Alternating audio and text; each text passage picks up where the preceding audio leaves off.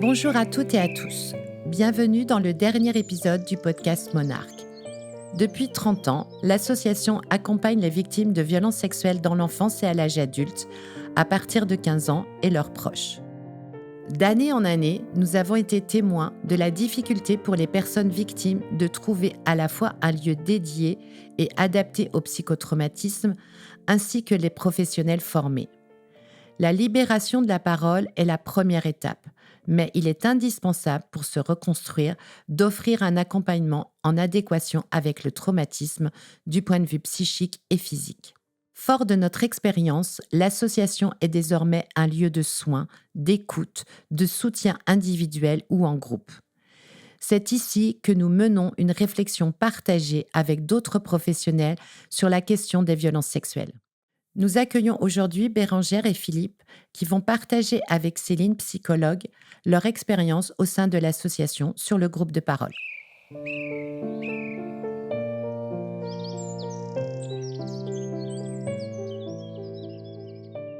Bonjour Bérangère, bonjour Philippe.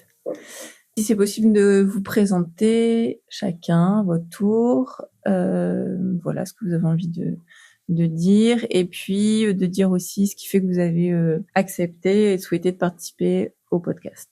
Je m'appelle Bérangère, j'ai 51 ans et je participe au groupe de parole de l'association depuis à peu près 1 an. Donc je suis nantaise depuis 2 ans, j'ai vécu avant dans d'autres régions et j'ai commencé à m'intéresser et à travailler sur mon histoire de mon enfance il y a une dizaine d'années. Donc j'ai vécu dans un village où il y avait beaucoup d'actes sexuels qui étaient à l'époque considérés comme ça se faisait, donc dans les années 70.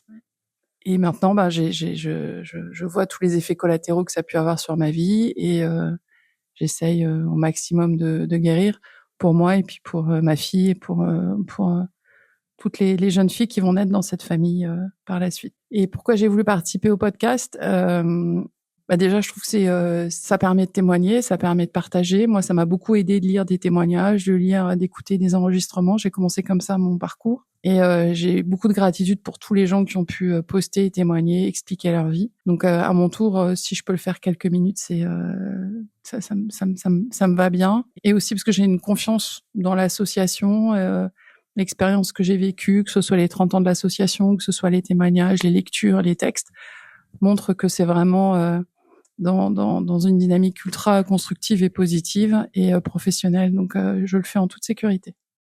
Bonjour, Philippe. Donc, je participe au groupe de parole à SOS Inceste depuis maintenant plus de 3 ans. Donc, je viens pratiquement à chaque fois et ça me fait du bien. J'en ai besoin. J'ai besoin de parler avec des personnes qui finalement ont vécu la même chose, même si c'est des histoires complètement différentes, mais c'est quand même le fond est là et il y a un besoin de m'exprimer, de partager, et puis avec des personnes qui finalement sont bienveillantes et sont à l'écoute de mon histoire. Donc moi, je me suis fait violer à 16 ans par 2 personnes, 2 hommes, et donc j'ai tout oublié. J'ai tout oublié et j'ai eu cette levée d'amnésie il y a 3 ans.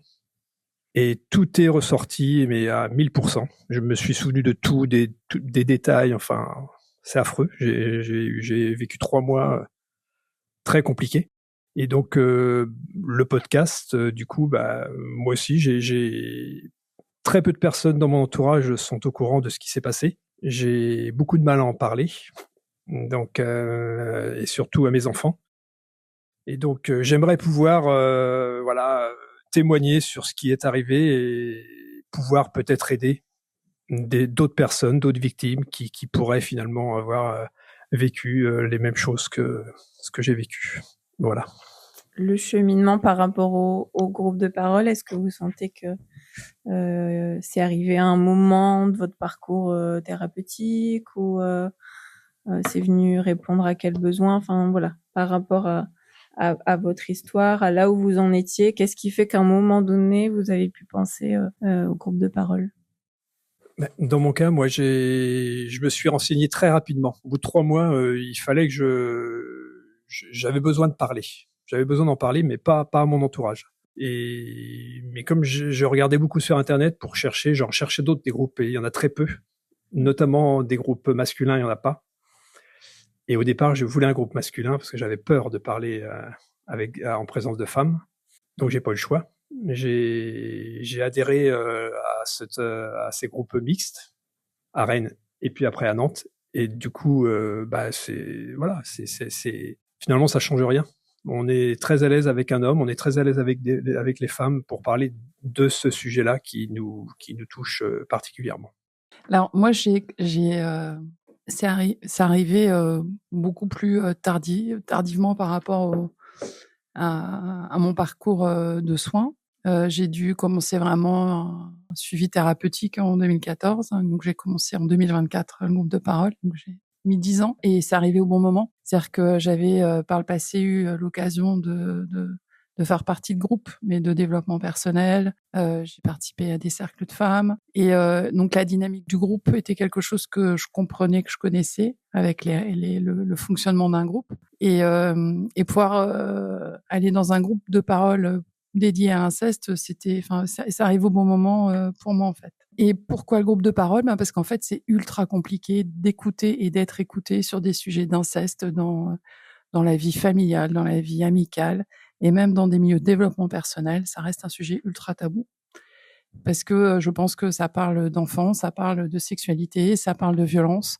Et c'est un sujet ultra tabou qui met même des gens que je connais très bien et qui sont entre guillemets formés à être psychologues n'arrivent pas à en entendre parler. En fait. Moi, c'était le besoin de parler, d'écouter sur un thème que je n'arrivais pas à aborder avec quasiment qui que ce soit dans ma vie au quotidien, en fait. Et c'est pour ça que je suis venue en groupe de parole parce que c'était le lieu qui permettait d'en parler, en fait, et de manière large et globale. Est-ce qu'il y avait des craintes ? Philippe en a un petit peu parlé de son côté, mais est-ce qu'il y avait des appréhensions ou... Voilà, la crainte que j'avais, comme je disais, j'ai participé à des cercles de femmes à Paris et je me suis retrouvée dans des situations où il y avait des paroles de prononcées ou des scènes qui étaient décrites qui me mettaient en grande difficulté et qui venaient réactiver le trauma. Et du coup, j'avais arrêté. Parce qu'en fait, je me sentais pas bien du tout à la sortie de ces cercles. Donc ma crainte, c'était comment dire, parce que c'est un sujet ultra sensible de réarriver dans des zones grises en fait, en termes de communication, ce qui s'est jamais passé. En fait, il y a une délicatesse, il y a une pudeur, il y a un cadre mis au sein du groupe de parole ici qui fait que la parole n'est jamais comment dire, entre guillemets, il n'y a pas de risque à écouter, à être écouté. Et à tout moment, on peut sortir si on veut. À tout moment, on peut dire que ça nous va pas. Et du coup, c'est très sécurisant. Moi, la crainte que j'avais, c'était entre guillemets ce que je nomme des débordements pour moi en fait, et qui me mettent en zone grise et réactive des traumas. En fait, c'était ma seule crainte. Et ce qui m'a rassurée quasiment tout de suite, même si c'était pas une crainte que j'avais, c'était que tout le monde ici est dans l'envie de guérir et d'en sortir. Et alors j'ai très vite été aux 30 ans de l'association où sur scène, il y a eu des témoignages, il y a eu des lectures de textes qui ont démontré d'une envie d'avancer, de créer, de rebondir. Et du coup, c'est un groupe de parole qui aide à trouver des idées, qui aide à aller mieux, qui aide à écouter et à quelque part guérir à un moment ou à un autre. Ok. Philippe, vous avez envie de rajouter quelque chose sur les appréhensions Est-ce que vous pouvez dire peut-être pourquoi vous aviez l'appréhension qu'il y ait que ça soit pas un groupe uniquement d'hommes? J'avais l'impression que c'était des choses différentes.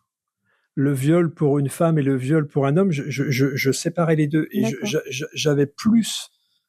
j'avais l'impression d'être plus à l'aise à en parler avec que des hommes pour moins être jugé peut-être, le jugement côté masculin, côté viril, et donc j'avais vraiment l'appréhension, j'avais vraiment pas envie de faire ces groupes mixtes. D'accord. Alors qu'aujourd'hui, franchement, je bascule complètement de l'autre côté. Hein. Je revendique le fait qu'il faut faire des groupes mixtes. Que ce soit pas uniquement masculin. Ah non. Je pense que ça, c'est presque même mieux. C'est mieux, beaucoup mieux que ça soit mixte. Vous diriez que le groupe de parole, est-ce que vous arrivez à repérer ce que ça vous a apporté par rapport à votre vécu, à votre histoire, dans votre présent? Est-ce que vous arrivez à faire le lien? Il y a ce qui se passe dans le groupe et il y a ce que ça vous apporte aussi en dehors du groupe. Est-ce que ça, vous arrivez à... Alors oui, ça m'a permis de peut-être de m'affirmer un petit peu de pouvoir parler de ça donc en groupe et de pouvoir écrire des textes et les lire en public. Et je pense que le fait de partager ces histoires, finalement, ça permet aussi d'avoir envie de les écrire, et finalement d'avoir envie de les lire comme j'avais fait aux 30 ans de l'association. Et c'est vrai que j'ai eu beaucoup de questions avant de le faire, mais finalement, une fois l'avoir fait, j'ai ressenti le bien, l'envie de le refaire. Et donc du coup, j'en ai écrit quelques autres, et c'est vrai que ça m'a changé un petit peu, et je sens que aujourd'hui, ces groupes de parole m'ont permis d'avoir envie de m'exprimer. Mais alors, il y a toujours cette barrière, mais je pense qu'un jour je le dirai, et ça sera grâce certainement au groupe de parole, parce que ça permet d'être très très à l'aise quand même si le sujet est dur. On est quand même ça permet d'ouvrir ça.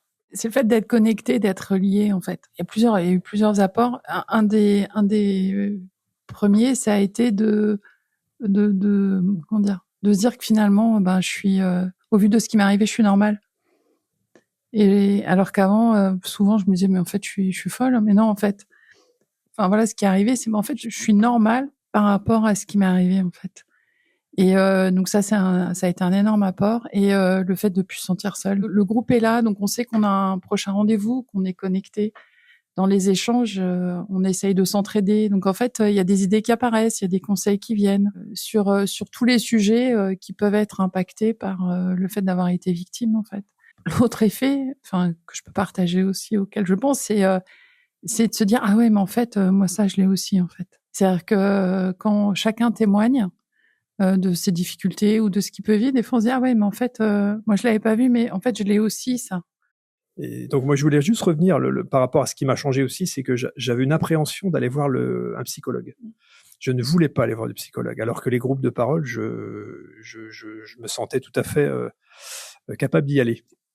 Et du coup, le fait d'aller justement à ces groupes-là, ça a permis finalement peut-être de déclencher des choses, d'aller voir des professionnels, parce que je me suis rendu compte que beaucoup allaient en voir. Donc je me dis, il va falloir, si je veux avancer, ça fait partie de la thérapie, il faut passer par là. Mais j'ai mis beaucoup de temps à me décider. Mais maintenant, ça y est, je me fais suivre. Et sur la mixité du groupe, Bérangère, est-ce qu'il y aurait quelque chose à rajouter par rapport à ce qu'a dit Philippe tout à l'heure? Parce qu'effectivement, ici à l'association, les groupes sont pour les femmes, les hommes ou personnes non genrées. Moi, je m'étais pas posé la question de la mixité avant d'arriver au groupe, même si j'avais toujours été, en fait, au final, plutôt dans des cercles de femmes. Et en tant que victime d'homme, la relation à l'homme est pas simple. Et le fait qu'il y a eu plusieurs hommes dans le groupe, ça comment dire, je dirais pas que ça apaise, mais ça évite de cliver, en fait. Ça évite de partir dans une approche bouc émissaire face à l'homme en général, et ça évite je pense que ça évite des dérives, en tout cas entre femmes vis-à-vis des hommes. Oui, ça permet d'être plus humain, de se dire en fait on est tous pareils. Et ce qui me touche moi beaucoup, c'est parfois de sentir que d'entendre un homme partager sa propre souffrance, sa propre douleur ou ses propres difficultés, ça ouvre un monde qui était pour le coup pas forcément connu, que je connaissais pas, et de voir comment ça se traduit pas forcément pareil, mais qu'au final il y a un moment on est touché au même endroit, on est victime de la même manière. Moi je suis très heureuse que ça soit mixte, je suis très contente. qui est Philippe, qui peut y avoir d'autres hommes qui participent au groupe de parole. Parce que leur approche est pleine de conseils, voilà, et puis ça évite de focaliser sur l'homme au général, et qui à mon avis n'aiderait absolument pas à la guérison collective. Là, les personnes qui vont écouter le podcast et qui, par exemple, n'osent pas appeler une association, n'osent pas démarrer un groupe de parole, ont des appréhensions, qu'est-ce que vous auriez envie de leur dire, de leur transmettre On peut que les conseiller à se faire aider par quel que soit le moyen. Mais les groupes, franchement, ça permet vraiment c'est vraiment une thérapie. Ça permet vraiment d'avancer. Ça permet vraiment de partager. Ça permet vraiment de se situer finalement dans cette vie finalement qui est complètement, parce enfin moi ça fait 3 ans. Ça m'a complètement chamboulé. Ça m'a complètement, voilà. Encore aujourd'hui, il y a des moments où je suis perdu. Et le fait de se faire aider, alors un psychologue c'est très bien, un psychiatre c'est très bien, mais pas que. Je pense que le groupe de parole est extrêmement important. Et je conseille vraiment des personnes, alors évidemment c'est facile à dire, plus facile à dire qu'à faire, mais franchement c'est un conseil que, il faut se faire aider par le biais des groupes de parole. Moi je trouve que c'est un confort mais incroyable, c'est une aide incroyable. Et c'est vraiment très, très bénéfique. Donc, je peux que le conseiller. Moi, je conseille de venir, d'essayer, de participer à un groupe de parole et de se dire qu'en fait, les personnes qu'on a vues ou que nous-mêmes on a été dans les groupes de parole sont plus ou moins à l'aise pour parler en groupe, plus ou moins à l'aise pour s'exprimer, plus ou moins à l'aise pour tout écouter, mais que ça se fait en fait. Qu'à partir du moment où on franchit la porte de l'association et que le cadre est posé, ça se fait. Et c'est simple. Et que souvent, et ce que j'ai envie de dire, c'est que souvent l'image qu'on se fait d'une action comme participer à un groupe de parole est plus compliquée que la réalité, en fait. Et qu'en fait, c'est l'accueil et participer, c'est venir dans une salle, c'est rencontrer d'autres gens, c'est se présenter par son prénom, pouvoir sortir quand on veut de la salle, pouvoir venir ou pas venir, que c'est une porte ouverte et que ça permet de rencontrer des gens qui ont vécu des choses équivalentes et sur une période définie, et qu'en fait c'est vraiment très sécurisé, et il n'y a pas de CV, il y a pas de on sait pas quels sont nos métiers, on sait pas, et c'est pas le sujet en fait. Donc en fait c'est soi-même qui venons, voilà. Donc moi je ne peux qu'encourager et à franchir la porte, et ça passe de toute façon par un premier entretien avec une psychologue. Et donc, il y a vraiment aucune difficulté. Et en fait, les apports sont tellement importants derrière que c'est bien de venir, en fait. Mais que c'est simple, en fait. L'imaginaire qu'on peut avoir est compliqué et c'est simple, en fait, de venir. Est-ce que vous avez envie de rajouter quelque chose Merci au groupe. On a rencontré des très belles personnes. Voilà. Oui, c'est un immense merci à l'association, aux participants et à tout ce collectif qui œuvre pour que des chemins de guérison soient trouvés, pour que la parole se fasse, pour que les choses soient nommées. Donc c'est un énorme merci pour ce groupe de parole. Merci à chacun. Merci À vous surtout.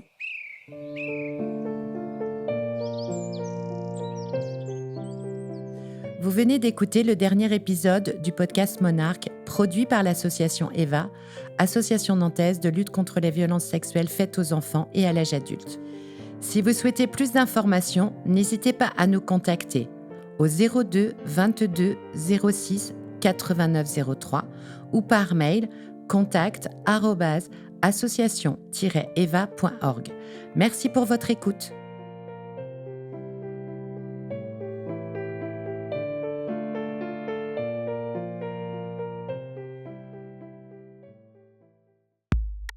Studio Bravo, vos podcasts engagés.